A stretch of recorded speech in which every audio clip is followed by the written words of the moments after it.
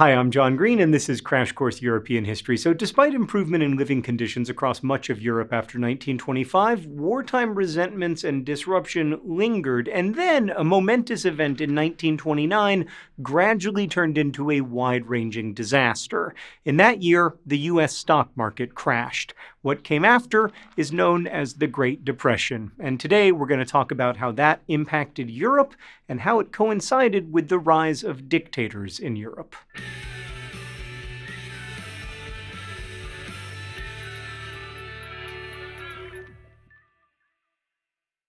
The stock market crash came after several years of U.S. citizens enthusiastically playing the market with borrowed money, and commentators had fueled the rise in stock prices by saying that the stock market was on a permanently high plateau, implying that prices could never fall, so borrowing money to buy stocks was a sure thing. Listen, I'm not a financial advisor, so take this with a grain of salt, but when people start saying that buying stocks is a sure thing, it ain't. You can't time the market, and there are no sure things, except for death. Even taxes are not a sure thing. Just ask Amazon. Anyway, having made a ton of money while Europeans were bankrupting themselves in World War I, the United States had become a huge source of loans for financing post-war recovery in Europe and elsewhere, as well as agricultural and industrial modernization and the creation of new businesses.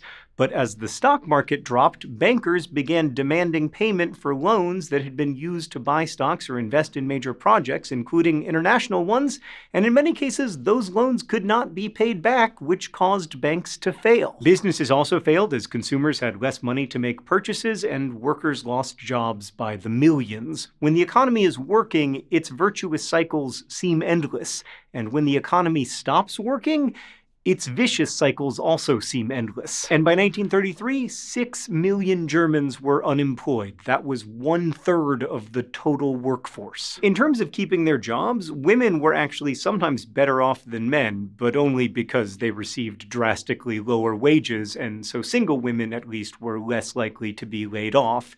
It was men who came to epitomize the unemployed. Adolf Hitler, like Benito Mussolini, said he wanted to restore not just the reputation of his country, but the war-shattered masculinity of the individual man. Hard times further undermined that sense of strong and secure manhood, but stormtroopers felt they were reviving German masculinity by marching through neighborhoods and beating up communists and Jewish people. Their violence also discredited the democratically run Weimar Republic, which couldn't keep order, and Nazis did employ men via this paramilitary organization, the kind of jobs that the Weimar Republic seemed unable to create. Of course, this is ultimately an example of only solving problems that you yourself have created, a long-standing tradition in authoritarian regimes. Meanwhile, in the Soviet Union, youth were flocking to Joseph Stalin as they did in Germany to Hitler. By 1929, Stalin had consolidated his power in part by bringing thousands of new people to serve in the post-Lenin government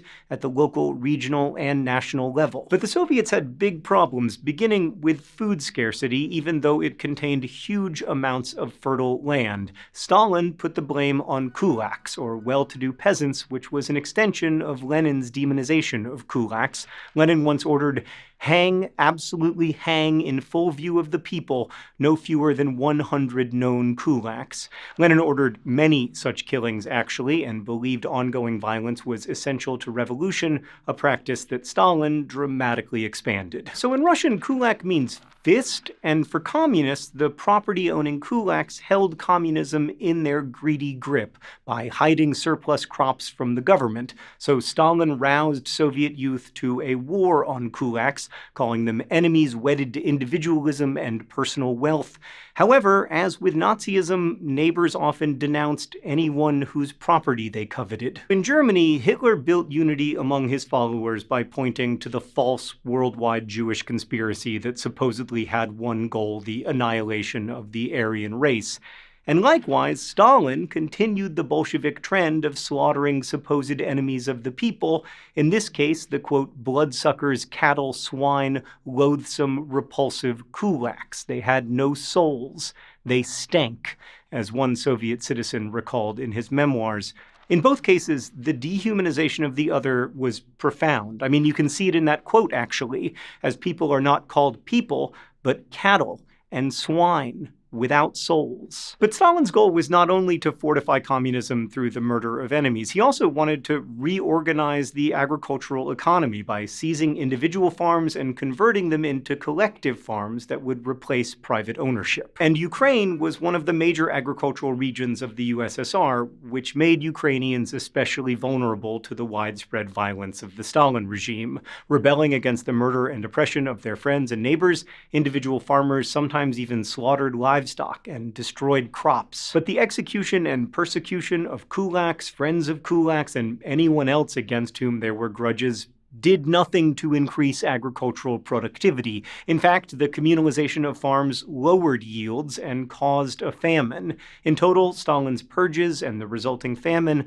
likely resulted in at least 10 million deaths by the mid-1930s. And then Stalin turned to other elements in the population to purge. As famine unfolded, communist leaders needed to find more enemies to blame for it, this time Bolsheviks themselves, both high and low, as well as the military, many of whom confessed in their show trials after having been tortured for days. Some faithful friends of Stalin even admitted to having disloyal thoughts, if not deeds, which was adequate sin to justify execution. On the eve of his death, one old Bolshevik thanked Stalin for devising, quote, "the great and bold political idea behind the general purge," which speaks to how deeply propaganda can work on humans. He had entire cities built around new factories and mining operations. For instance, with the assistance of US and German consultants, the city of Magnitogorsk became the center of Soviet steel production. The government summoned workers, both men and women, from across the vast Soviet lands to work there and in other factories. The living conditions were often terrible, the working conditions difficult or even lethal, yet as one woman lathe operator explained proudly, "We mastered this new profession, completely new to us, with great pleasure." And to many, both inside the USSR and outside of it, this was a utopia in the making. Idealists from all over the world flocked to what promised to be a wonderland of egalitarian achievement. And it's important to note that Hitler also attracted many admirers from outside of Germany, such as industrialist Henry Ford and aviator Charles Lindbergh in the United States. Which brings us back to Germany. In the fall of 1932, elections in Germany saw the communists and the Nazis receive similarly strong support, although the Nazis actually lost a few seats in that election. But afterwards, conservative leaders persuaded President Hindenburg, for whom, incidentally, history's most disastrous airship was named, to appoint Hitler chancellor.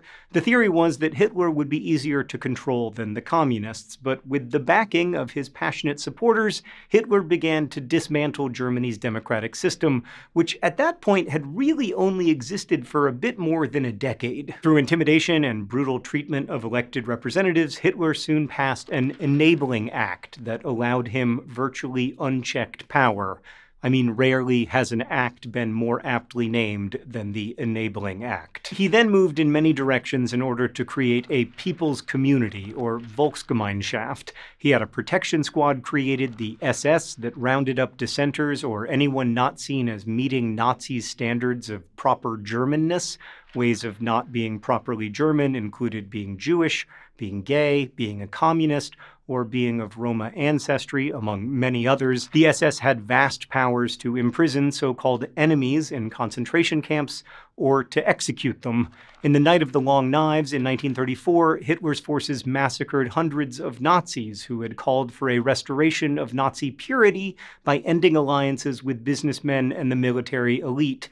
That massacre purged the so-called socialist or anti-elitist element in the original party in order to emphasize German nationalism alone. Nazis held massive book burnings, Nazi youth groups built loyalty from an early age, and it became common for young Nazis to turn in anyone who uttered criticism of the regime, including their own parents and other relatives. Alongside arrests and purges, Nazi policy turned to deficit financing to build infrastructure, such as modern highways that would put men back to work. By 1936, fewer than 1.6 million men were still unemployed. Hitler justified these deficits by saying he would pay for them via future conquests. The Nazis were also concerned with reversing population decline, so they instituted loans for couples giving birth to babies that were deemed pure Aryans, with the wife agreeing to surrender her employment as part of the deal. Birth control and abortion were forbidden to women deemed to be Aryan, but they were readily available to those who the Nazis considered inferior. And then in the 1930s, foreshadowing broader policies, the government began to murder physically or mentally disabled people in mobile gas chambers that traveled to hospitals and other institutions. The aim was the creation of a master race purged of purportedly inferior types such as Roma, Slavs, and above all,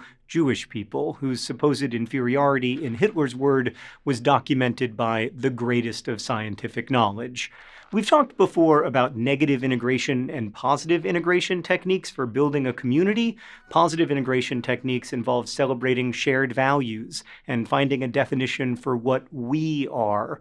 Negative integration techniques involve defining a community by what we aren't, especially by finding enemies or targeting outsiders to unify a community. In Hitler's Germany, the population coalesced into a Volksgemeinschaft by a shared dehumanization and shared hatred of outsiders, especially Jewish people. German feelings of worth and even superiority were restored and strengthened by hating others. And this was a long-term and very public practice that people both inside of Germany and outside of it knew about. For instance, the Nuremberg Laws of 1935 removed Jewish people's German citizenship and barred them from most jobs and from marriage to Aryans. The government moved Jews from their housing, reduced the food they were allowed, and forced them to work at lowly jobs for virtually no pay. Officials and neighbors then stole Jewish housing and personal property, showing that Nazi claims to high ideals masked outright theft and greed. Jewish people first suffered what historians call a social death, as their lives were degraded by the Nazis, making any harm that might come to them appear natural. Indeed, so-called social death often precedes widespread murder. In 1938, the son of a harassed Jewish couple killed an official, which the Nazis used as an excuse for a rampage against synagogues, businesses, homes, and individuals,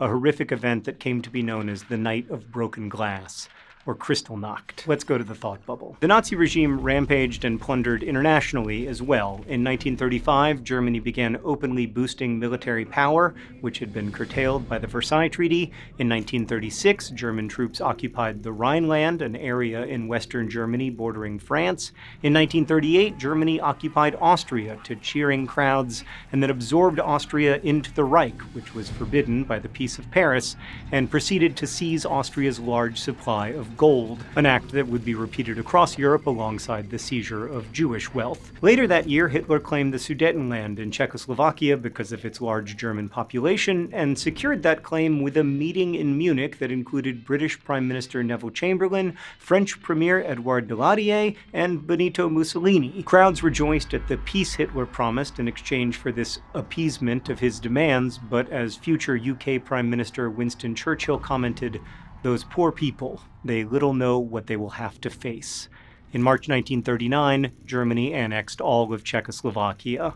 In addition to making deals with the French and British, Hitler made deals with Stalin, trading Soviet grain for German machinery and other industrial goods. And it should be noted that Hitler was not alone in authoritarian conquest at the time. Mussolini joined in, sending the Italian army to Ethiopia in 1936 and announcing the Roman legions are on the march again, as fascism thrived. Thanks, Thought Bubble. So, meanwhile, in Japan, military officers saw the need to expand. They'd already built an effective modern army, defeating China in 1894 and 1895, and Russia in 1904 and 1905. In 1931, they blew up a train in Manchuria and used that event to justify taking over Manchuria as part of a plan to free Asia and eventually the world from Western imperialism, and then, replace it with Japanese imperialism. In 1937, Japan invaded China, which, from a non-Eurocentric perspective, was probably the real beginning of World War II, unless it began in 1931 with the invasion of Manchuria. All of which is a reminder that, in some ways, violence was everywhere even before World War II was said to have begun. Like, the Spanish had overthrown dictatorial rule in 1931 and set up a republic in a burst of democratic enthusiasm, but amid trouble setting up a government that could maintain public order, many different political groups began to jostle tussle for power, including liberals and constitutionalists and socialists and communists and Trotskyites and anarchists, and this fractured and frail democracy created an opening for an authoritarian military uprising in 1936, led by Francisco Franco. That was war, and in some ways it was world war, because the ensuing Spanish Civil War involved many of the European powers, with German and Italian bombers practicing the strafing of civilians from airplanes, a tactic the British had used in their colonies, and that would be deployed throughout the battlefields of World War II. So when we look back on history, it's easy to forget that dictators like Franco and Stalin and Hitler and Mussolini had enthusiastic supporters. Teenage girls painted their fingernails with swastikas, a Buddhist symbol that was appropriated by the Nazis, while parents gave children toy SS men to play with, and other adults listened enraptured to Hitler's or Mussolini's speeches. As we've discussed before, even tyrants require support from at least some institutions and individuals to survive. And what makes such evils so terrifying is not that tyrants can rise to power, but that they often do so with broad swaths of support. History isn't just something that happens. It's something that each of us helps to make, a responsibility we all need to take seriously. Thanks for watching. I'll see you next time. Thanks for watching Crash Course, which is filmed here in the Jaden Smith Studios in Indianapolis. And thanks to all of our patrons at patreon.com/crashcourse for making it possible. We've got lots of cool new learning playlists, including one in business entrepreneurship I hope you'll check out. Thank you again for watching. And as they say in my hometown, don't forget to be awesome.